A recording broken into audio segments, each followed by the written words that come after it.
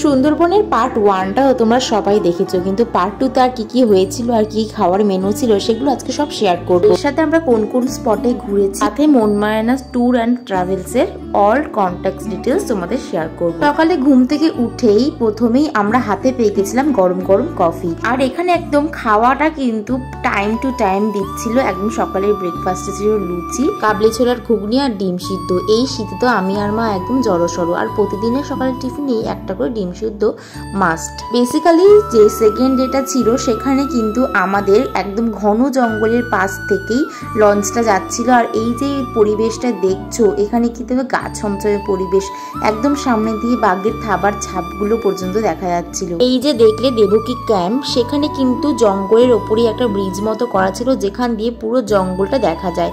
এখানে বেশিরভাগ সময় আমরা হরিণ দেখতে পেয়েছি আর কিছু বাদর। এখানে সমস্ত পশুপাখি কিন্তু খুব হিংস্র, কারণ ওরা বহু দিন ধরে কোনো খাবার পায় না, যে কোনো মানুষের কোনো খাবার দিলে তাকে খুব ভাবে অ্যাটাক করে। এই হরিণটা একদম পুরো জঙ্গলের ভেতরে ছিল, কিন্তু এতটা সামনে এসেছিল যে আমরা পুরোপুরি সামনাসামনি একটা হরিণ দেখতে পেয়েছি। আসলে কি বলতো, ওরা এত খাওয়ার জ্বালায় এতটাই কষ্ট পায় যে লোকের কাছ দিয়ে কিছু খাওয়ার জন্য এরকম করতে থাকে। কিন্তু আমার মার সাহসটা একবার শুধু দেখো, মানে কিচ্ছু বলার নেই। আমাদের সাথে কিন্তু আরেকজনও ঘুরতে এসেছিল, দেখো গোপাল সোনা।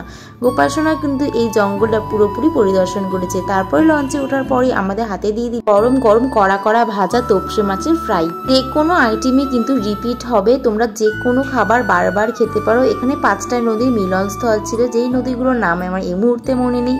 আর সাথে ছিল গরম গরম মিল্ক টি, যেটাকে একদমই সুন্দর হাওয়ার সাথে অনুভব করতে দারুণ লাগছিল। এই শীতের আমেজে এরকম ভাবে ঘুরতে চাইলে অবশ্যই কিন্তু আমাদের যে কন্ট্যাক্ট ডিটেলস দেবো সেখানে যোগাযোগ করে নিও। আর এই কাকুই কিন্তু আমার চা খাওয়ার ভিডিওটা করে দিয়েছে। এবার দুপুরবেলা দেখাবো তোমাদের কি কি মেনু ছিল। তার আগে আমি এবার কন্ট্যাক্ট ডিটেলসটা বলে দিই। মনমায়ানা ট্যুর অ্যান্ড ট্রাভেলসের সাথে যদি কন্ট্যাক্ট করতে চাও তাহলে 9051046535 এই নাম্বারে কল করলে সমস্ত ডিটেলস তোমরা জেনে যাবে। এবার বলি দুপুরের মেনুতে কি কি ছিল। ছিল ভাত, গরম গরম আলু ভাজা আর মুসুর ডাল।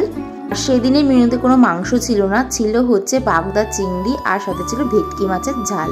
আমরা যেহেতু কলকাতার দিকের মানুষ, আমরা কিন্তু মাছ মাংস ছাড়া আর কিছু ভাবতেই পারি না, তাই না? সমস্ত খাবারই এত ভালো হয়েছিল আর একদমই ঘরোয়াভাবে তৈরি করা ছিল, কারণ কারোর যেন শরীর খারাপ না হয়ে যায় ওইসব জায়গায় গিয়ে, কারণ এখানে তো কোনো হসপিটাল নেই যে ফট করে নিয়ে চলে যাওয়া যাবে। আর খাবার দাবারগুলো তোমরা দেখে বুঝতেই পারছো কতটা টেস্টি হয়েছে। আর তোমরা যদি যেতে চাও তাহলে ওই নাম্বারের সাথে অবশ্যই কন্ট্যাক্ট করে নাও। আমি ডিটেলসে সমস্ত কিছু দিয়ে দেবো একদম শেষে। ডেসক্রিপশন বক্সেও কিন্তু আমি কন্ট্যাক্টের নাম্বারটা লিখে দেবো, ওখান দিয়েও তোমরা নাম্বারটা নিয়ে নিতে পারো। এই যে স্ক্রিনে নাম্বারটা দেখছো, এই নাম্বারটায় কল করলেই কিন্তু তোমরা সমস্ত কিছু পেয়ে যাবে। তারপর দুপুরবেলা খাওয়া দাওয়া করার পর আরেকটা জায়গায় নামিয়েছিল, সেটার কোনো নাম ছিল না বলে আমি বলতে পারলাম না। এটা ছিল গিয়ে বনবিবির মন্দির, যেটা আমরা সিরিয়ালে অনেকবারই শুনেছিলাম। আমি তো শুনেছিলাম, তোমরা কে কে শুনেছো অবশ্যই কমেন্ট করে জানিও। আর এই বাদরগুলো বাদরামি দেখতে দেখতে উঠে পড়লাম লঞ্চে। আমরা যে কজন গেছিলাম সেখানে কিন্তু সবার মধ্যে সবার খুবই মিল ছিল, আর আমরা এখানে সমস্ত কিছু নিয়ে প্রচন্ড হাসাহাসি করছিলাম। আমি এটা কি বলছিলাম আমার এই মুহূর্তে মনে নেই, কিন্তু এই ব্যাপারগুলো দেখে আমার প্রচন্ড হাসি পাচ্ছে। তারপর দেখো আমরা এখানে কি কি পাগলামি করেছি তোমাদের সব কিছু এখানে দেখাবো। সবাই আমরা এখানে বসে একসাথে গল্প করছিলাম, আর আমার সাথে যে ভাইটা গেছিল সেই ভাইটার অবস্থা দেখো, ওখানে শুয়েই পড়েছে। এটা নিয়ে সবাই খুব হাসাহাসি করছিল যে ও পড়ে গেলে কি হবে না হবে, ও এমনি সব জায়গায় পড়ে যায়। তারপর এই বেশ সুন্দর জায়গাটায় আমি কটা ফটো ক্লিক করছিলাম, আর ও সেটাই করে দিয়েছিল। ওর হাতে ফোনটা ছিল আর আমি তো ভয়ে মরেই যাচ্ছিলাম ফটো তুলবো কি। বিশেষ করে সেকেন্ড ডেটা আমাদের খুবই ভালো কেটেছিল, আসলে সবাই খুবই মজা করেছিল, সেটা দেখি আরো বেশি ভালো লাগছিল। এবার চলে এসেছে চায়ের পর্ব, আর সেটা ছিল লিকার চা। সবাই আমরা খুব এনজয় করে চাটাও খেলাম, আর চাটা তো এই শীতকালের আমেজে একদম পরন্ত বিকেলে দারুণ লাগছিল যাকে বলে। তোমরা যারা যারা সুন্দরবন যেতে চাও একদম দেরি না করে ঝটপট করে কন্ট্যাক্ট করো। সন্ধ্যেবেলা ছিল মুড়ি বেগুনি, সেটার কোনো ভিডিও ক্লিপ আমার কাছে নেই, একদম সরাসরি রাতের মেনুতে চলে এলাম, যেখানে ছিল একদম ফ্রাইড রাইস আর দেশি চিকেন যাকে বলে। আমরা তো প্রায় সময় এরকম নর্মাল চিকেনই খেয়ে থাকি, কিন্তু দেশি চিকেন অনেক সময় খাওয়া হয় না। এখানে কিন্তু সেটাই প্রোভাইড করা হয়েছিল, আর খেতে তো দারুণ হয়েছিল। সেই দিন রাতের খাবারটা আমার সবচেয়ে ভালো লেগেছে। আসল কথা প্রতিদিনের খাবারই খুব ভালো ছিল, কোনটাকে ছেড়ে কোনটাকে বলবো কিছুই বলা যায় না। সুন্দরবনে যদি যেতে চাও তাহলে আমি বলবো যে তোমরা শীতকালে যাও, এই শীতকালে রোদের আমেজটা কিন্তু খুবই ভালো লাগে। সুন্দরবনের ঠিক আরেকটা সিজনে হয়, যেটা হচ্ছে ইলিশ উৎসব।